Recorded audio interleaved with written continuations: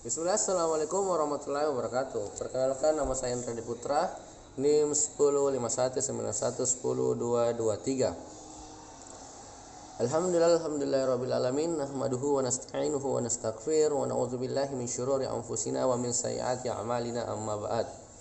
Yang pertama-tama, marilah kita panjatkan puji syukur atas kehadirat Allah Subhanahu wa taala, Tuhan semesta alam, yang telah memberikan kita nikmat iman, nikmat Islam, karunia yang teramat banyak kepada kita hingga kita masih bisa hidup di dunia yang teramat singkat ini dan mendapatkan oksigen yang gratis dari Allah Subhanahu wa taala.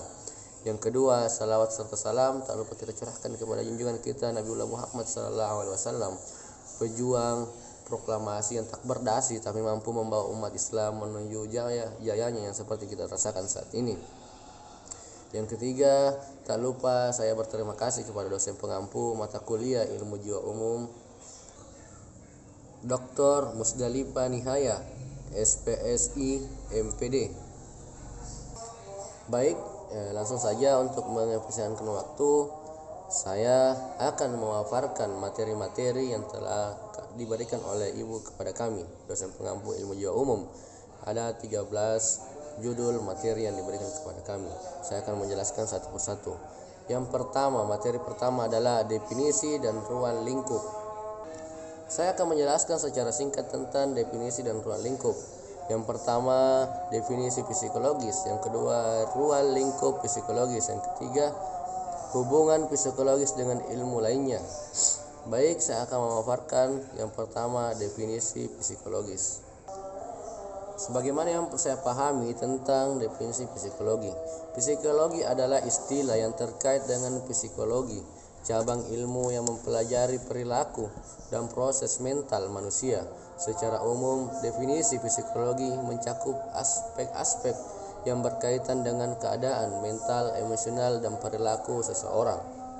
Baik, materi yang kedua adalah ruang lingkup psikologi. Ruang lingkup psikologi melibatkan kajian perilaku dan proses mental manusia. Ini mencakup berbagai subdisiplin seperti psikologi klinis, eksperimental, sosial, perkembangan kognitif, dan industri organisasi. Psikologi juga mencakup aspek-aspek seperti emosi, kesehatan mental, neuroscience, serta menerapkan ilmu psikologi dalam berbagai konteks seperti pendidikan, pekerjaan, dan hubungan interpersonal. Yang kedua adalah hubungan psikologi dengan ilmu lainnya. Psikologi memiliki hubungan erat dengan berbagai ilmu lainnya. Sebagai contoh, kaitannya dengan ilmu saraf. Neuroscience membantu memahami dasar biologis dari perilaku manusia. Dalam bidang pendidikan, psikologi berkontribusi pada pemahaman proses pembelajaran. Selain itu, hubungan psikologi dengan sosiologi membahas dampak masyarakat terhadap individu, sementara dengan ilmu komputer dengan mencakup aspek kognisi dan interaksi manusia dengan teknologi keseluruhan. Kolaborasi antara disiplin ilmu membantu memperkaya pemahaman kita tentang perilaku dan proses mental manusia. Lanjut ke materi kedua tentang behaviorisme kognitif dan psikoanalisis.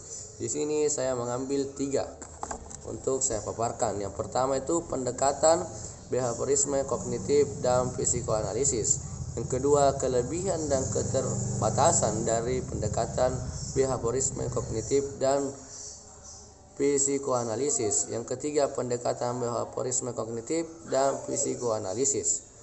Baik, saya akan memaparkan yang pertama, pendekatan behaviorisme kognitif dan psikoanalisis.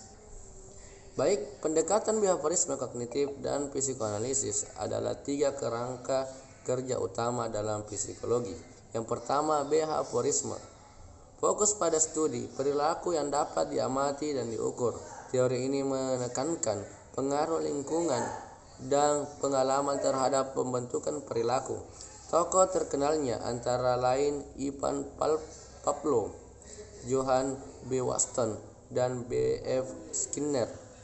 Yang kedua, kognitif, berfokus pada proses mental seperti pemikiran, ingatan, dan pemecahan masalah. Psikologi kognitif memandang manusia sebagai proses informasi aktif terlibat dalam kegiatan mental. Tokoh terkenalnya antara lain Jean Piaget dan Orly Neisser. Psikoanalisis, yang ketiga itu psikoanalisis, dikembangkan oleh Sigmund Freud. Pendekatan ini menitik beratkan pada pengaruh aspek tak sadar seperti konflik dan dorongan yang tersembunyi dalam pikiran manusia. Terapi psikoanalisis berusaha membawa isi tak sadar ke permukaan untuk memahami dan menyelesaikan konflik. Baik, yang kedua, kelebihan dan keterbatasan dari pendekatan behaviorisme kognitif dan psikoanalisis. Saya akan jelaskan hal tersebut. Baik, behaviorisme. Kelebihan behaviorisme berfokus pada perilaku yang dapat diobservasi dan diukur oleh objek. Yang kedua, keterbatasan. Keterbatasan behaviorisme mengabaikan aspek-aspek mental dan proses kognitif dalam pemahaman perilaku manusia. Yang ketiga, kognitif. Selanjutnya, kognitif. Kelebihan menyelidiki proses mental, membuka jendela pada pemahaman kompleks pemikiran manusia. Keterbatasannya adalah kadang-kadang sulit diukur secara langsung, lebih bersifat abstrak daripada perilaku yang teramati. Yang selanjutnya, psikoanalisis. Kelebihannya adalah menyoroti aspek tak sadar dan konflik batin, memberikan wawasan mendalam tentang motivasi manusia. Keterbatasannya tidak mudah diuji secara empiris, tidak bersifat spekulatif, dan kurang bersifat ilmiah dalam beberapa kasus. Baik, selanjutnya adalah behaviorisme. Pendekatan behaviorisme. Pendekatan menekankan pada perilaku yang dapat diobservasi dan diukur oleh secara subjektif. Yang kedua, fokus studi empiris terhadap bagaimana lingkungan membentuk dan mempengaruhi perilaku. Yang ketiga, yang selanjutnya kognitif. Pendekatan kognitif menyelidiki proses mental seperti pemikiran, ingatan, dan pengolahan informasi. Yang kedua, fokus pemahaman secara individu, memproses informasi dan bagaimana itu memengaruhi perilaku. Yang selanjutnya, psikoanalisis. Pendekatan menyoroti aspek tak sadar dan konflik batin sebagai pendorong perilaku. Yang kedua, fokus penelitian yang mengenai isi pikiran yang tersembunyi dan pengaruh pengalaman masa kecil terhadap perkembangan kepribadian. Selanjutnya, materi selanjutnya adalah pengertian berpikir dan bentuk-bentuk berpikir. Yang pertama di sini pengertian berpikir, yang kedua proses berpikir, yang ketiga macam-macam berpikir, yang keempat tingkat-tingkat berpikir. Pengertian berpikir yang pertama, berpikir adalah proses mental yang melibatkan pengolahan informasi untuk membentuk pemahaman, menyelesaikan masalah, pengembalian keputusan, atau pembentukan gagasan baru. Proses berpikir. Berpikir adalah aktivitas mental yang melibatkan pengolahan informasi untuk membentuk pemahaman, memecahkan masalah, dan menghasilkan gagasan baru. Baik, yang selanjutnya adalah macam-macam berpikir. Yang pertama, berpikir kritis, berpikir kreatif, berpikir analitis, berpikir sintetis, berpikir strategis, dan berpikir relektif. Setiap jenis berpikir memiliki peran dan aplikasi tertentu dalam pemecahan masalah dan pengambilan keputusan. Adapun tingkat-tingkat berpikir. Berpikir yang pertama itu tingkat dasar, berpikir tingkat analitis, tingkat sintetis, tingkat evaluatif, tingkat kritis, dan tingkat kreatif. Tingkat berpikir mencerminkan kompleksitas dan kedalaman cara individu memproses informasi. Materi selanjutnya adalah mampu menjelaskan teori emosi. Saya akan menjelaskan 3 pembahasan di sini. Yang pertama, pengertian emosi dan regulasi emosi. Pembahasan emosi itu diekspresikan, implikasi teori emosi dan proses pendidikan. Pengertian emosi yang pertama, emosi adalah respons psikologis terhadap rangsangan atau peristiwa tertentu yang mencakup perasaan dan perubahan fisik seperti denyut jantung yang meningkat, ekspresi wajah, dan perubahan hormonal. Regulasi emosi adalah kemampuan untuk mengelola dan mengendalikan emosi tersebut agar sesuai dengan tujuan, norma sesuai atau situasi tertentu. Ini melibatkan pengenalan, pemahaman, dan pengaturan emosi untuk mencapai keseimbangan psikologis yang sehat. Baik cara mengekspresikan emosi. Yang pertama, ekspresi wajah, bahasa tubuh, ton suara, ekspresi mata, gaya bicara. Melalui kombinasi elemen-elemen ini, seseorang secara tidak sadar mengomunikasikan perasaan dan reaksi terhadap lingkungan atau peristiwa tertentu. Teori emosi memiliki implikasi penting dalam konteks pendidikan, antara lain yang pertama, motivasi pembelajaran, yang kedua, pengolahan kelas, yang ketiga, pembentukan keterampilan sosial, yang keempat, evaluasi dan pemulihan.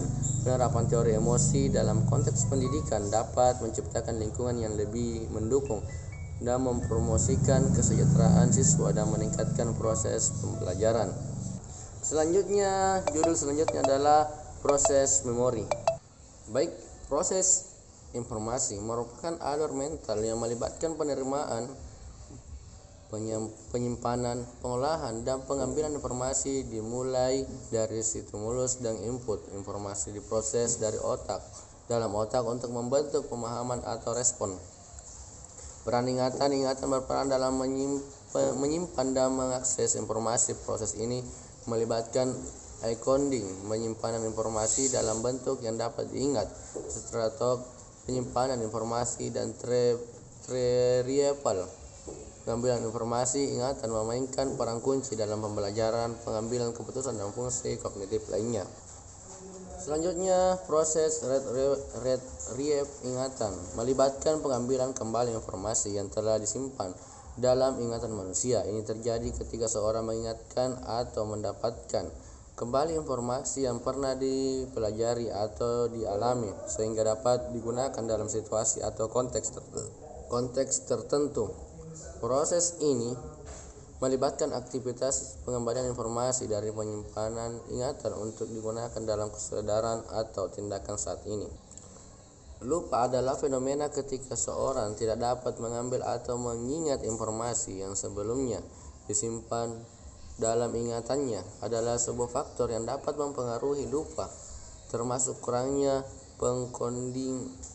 pengkondam informasi yang kuat, gangguan saat pengambilan informasi, atau penurunan fungsi kognitif. Lupa dapat bersifat sementara atau lebih permanen tergantung pada faktor penyebabnya.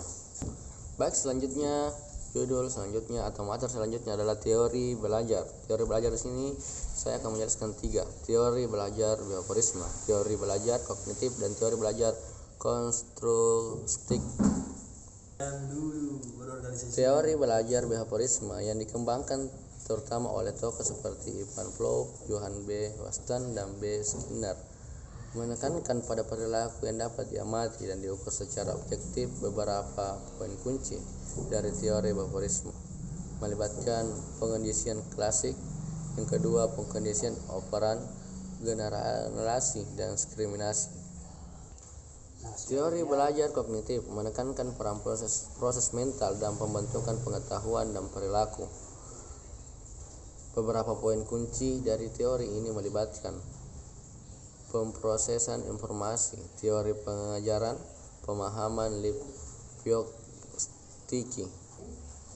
Teori belajar konstruktivis menekankan peran aktif individu dalam membangun pengetahuan mereka sendiri melalui pengalaman dan refleksi. Beberapa poin kunci dan teori ini melibatkan konstruksi pengetahuan, zona pengembangan proksimal, pemahaman bersifat kontekstual.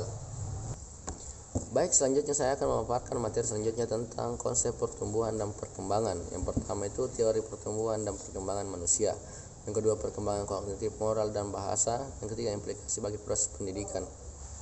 Teori pertumbuhan dan perkembangan manusia adalah kerangka konseptual yang mencoba menjelaskan perubahan fisik, kognitif, dan sosial yang terjadi dalam rentang hidup seorang. Dua tokoh yang terkenal dalam teori ini adalah teori psikoanalisis psikososial, teori perkembangan kognitif. Jadi perkembangan kognitif, moral, dan bahasa singkat dan jelas. Yang pertama itu perkembangan kognitif, yang kedua perkembangan moral, yang ketiga perkembangan bahasa. Implikasi bagi proses pendidikan, yang pertama itu perkembangan kognitif, yang kedua perkembangan moral, yang ketiga perkembangan bahasa. Mengintegrasikan pemahaman tentang perkembangan kognitif, moral, dan bahasa dalam praktik pendidikan dapat menciptakan pengalaman pembelajaran yang lebih efektif dan mendukung pertumbuhan holistik anak-anak. Materi selanjutnya adalah konsep lingkungan. Saya akan menjelaskan konsep lingkungan di sini adalah ragam budaya, yang kedua lingkungan sekolah, yang ketiga teman sebaya. Baik, ragam budaya merujuk pada keberagaman dalam nilai-nilai, norma, keyakinan, praktik dan bahasa, aspek-aspek kehidupan lainnya yang ditemui dalam suatu masyarakat. Hal ini mencakup perbedaan etnis, agama, bahasa, dan tradisi yang membentuk identitas kelompok atau individu. Menghargai dan memahami ragam budaya adalah penting dalam membangun masyarakat yang inklusif dan menghormati perbedaan. Dalam konteks global, ragam budaya menjadi landasan untuk kerjasama dan pemahaman antara komunitas dan beragama. Lingkungan sekolah mencakup semua aspek fisik, sosial, dan budaya yang ada di dalam dan sekitar lingkungan belajar. Beberapa elemen penting yang melibatkan fasilitas fisik, interaksi sosial, kurikulum dan pengajaran, kebijakan dan norma, budaya organisasi, dan partisipasi komunitas. Lingkungan sekolah yang baik memainkan peran kunci dalam menciptakan pengalaman belajar dan efektif dan positif bagi semua anggota komunitas sekolah. Selanjutnya, teman sebaya merujuk pada individu yang memiliki usia atau tingkat perkembangan yang serupa. Hubungan dengan teman sebaya memiliki dampak positif bagi perkembangan sosial, emosional, dan kognitif. Ini memungkinkan pertukaran pengalaman, dukungan, serta pembelajaran sosial yang berkontribusi pada pembentukan identitas dan keterampilan sosial individu. Hubungan dengan teman sebaya sering menjadi faktor penting dalam pengalaman, sosialisasi, dan pembentukan jaringan sosial. Materi selanjutnya adalah konsep kecerdasan pada manusia. Yang pertama, kecerdasan intelektual, emosional, dan spiritual. Yang kedua, memahami kreativitas dan bakat. Yang ketiga, implikasi bagi proses pendidikan. Baik, kecerdasan intelektual merujuk pada kemampuan individu dalam memahami proses dan menggunakan informasi secara efektif.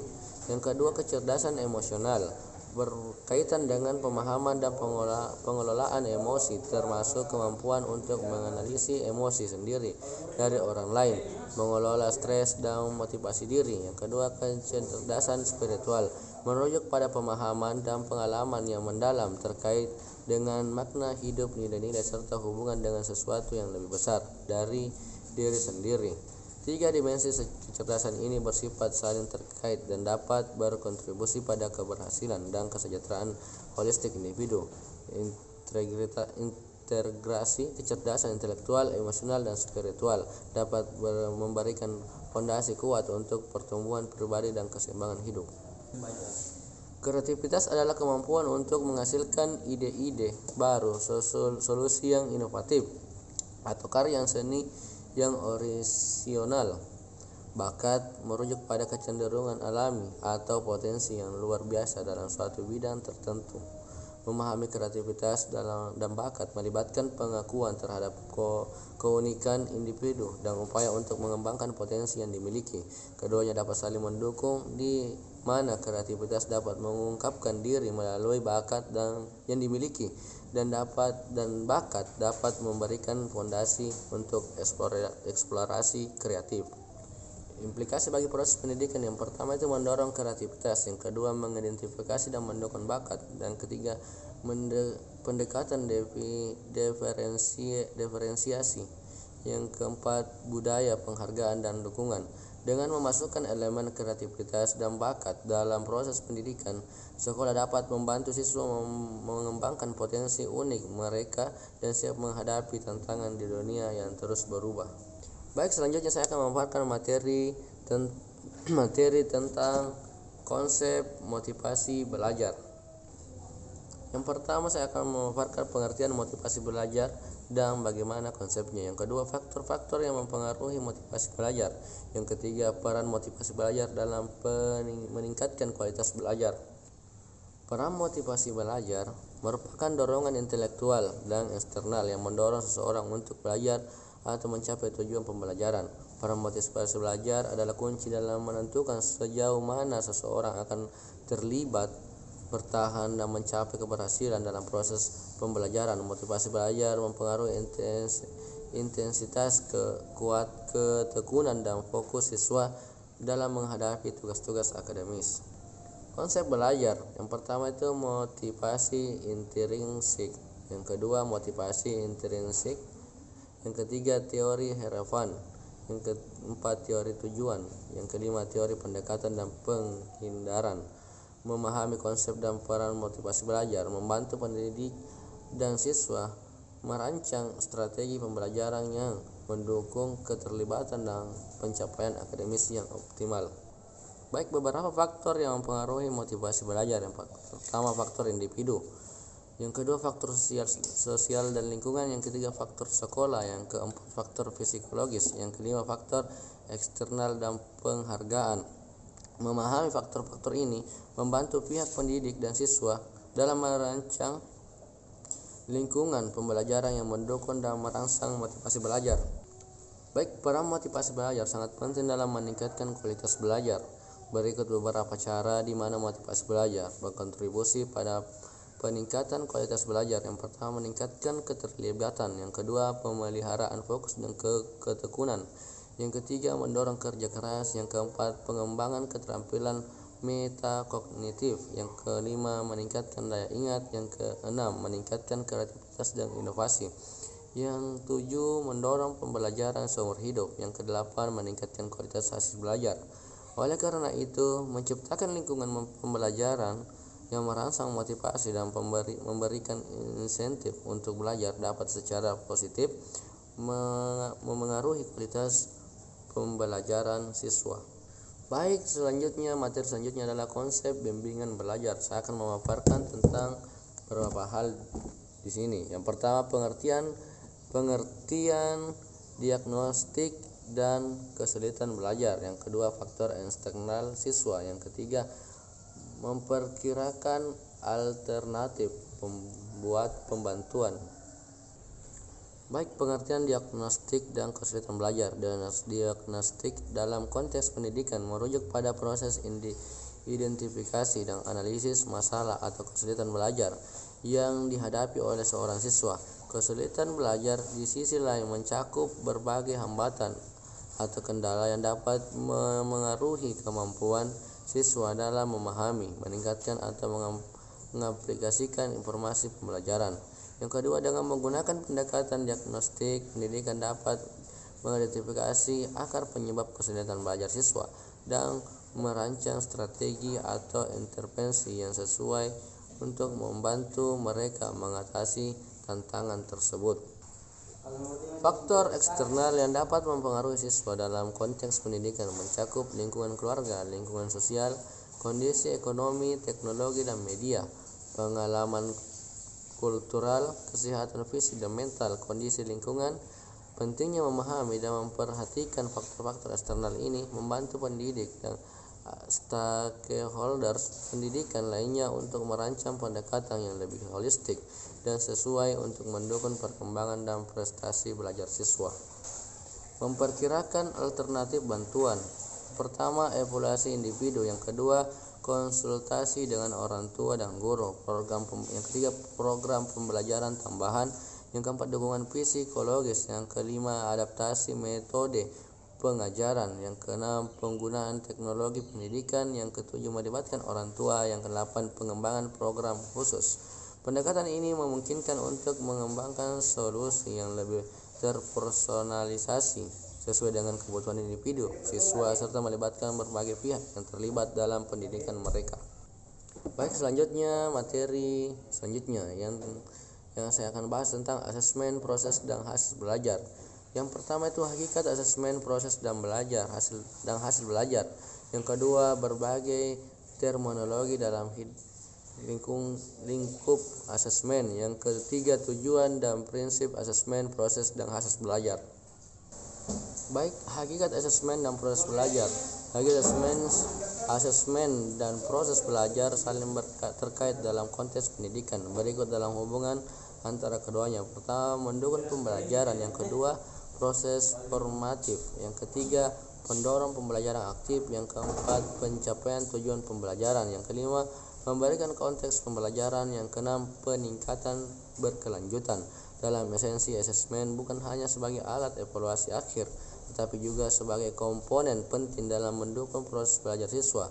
Keduanya harus saling melengkapi untuk menciptakan lingkungan pembelajaran yang efektif dan berkelanjutan. Berbagai terminologi dalam lingkup asesmen. Asesmen melibatkan istilah-istilah khusus yang merinci berbagai aspek dalam jenis asesmen. Berikut berbagai terminologi umum dalam konteks asesmen. Yang pertama, asesmen formatif. Yang kedua, asesmen sumatif.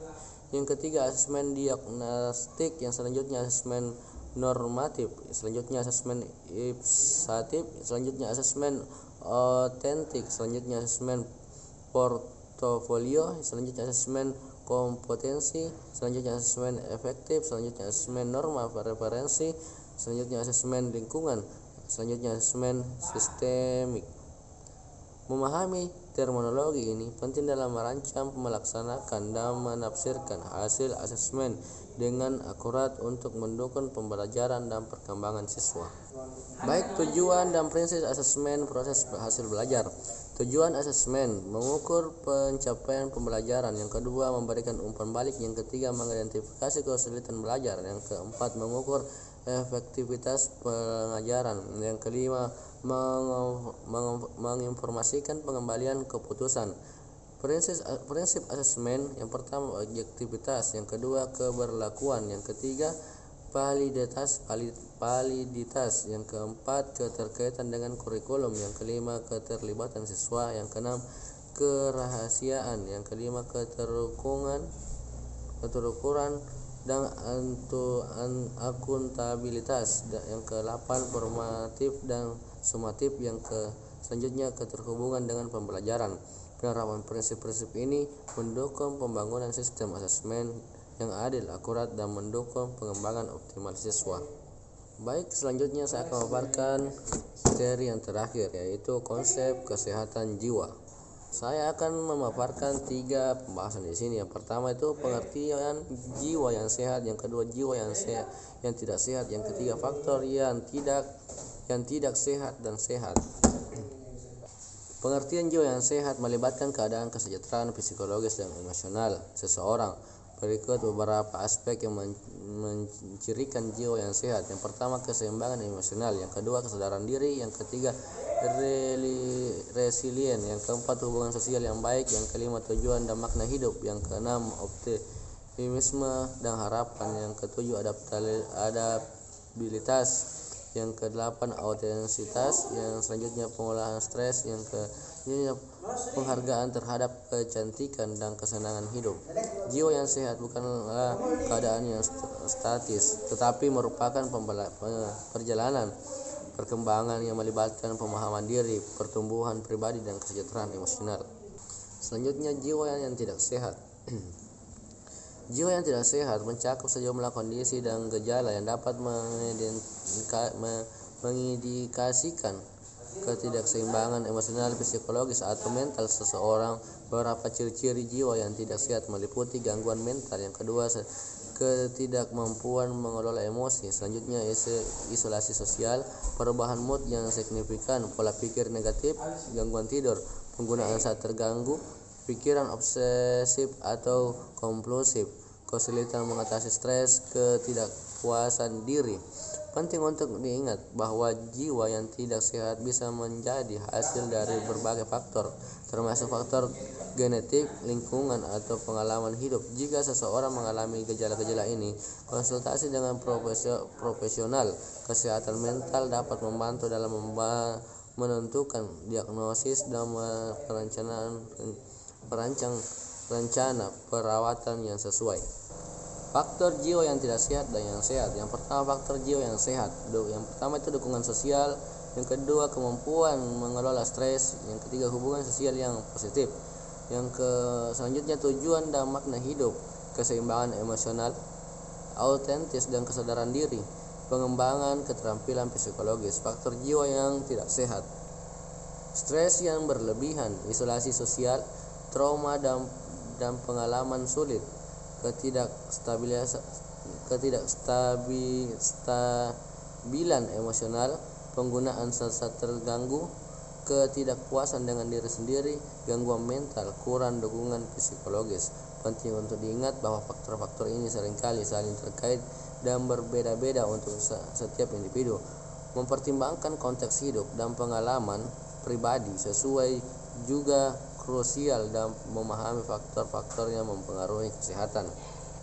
Baik, itulah tadi faktor atau pemaparan materi yang saya pahami tentang materi-materi yang telah diberikan oleh dosen pengampu ilmu jiwa umum.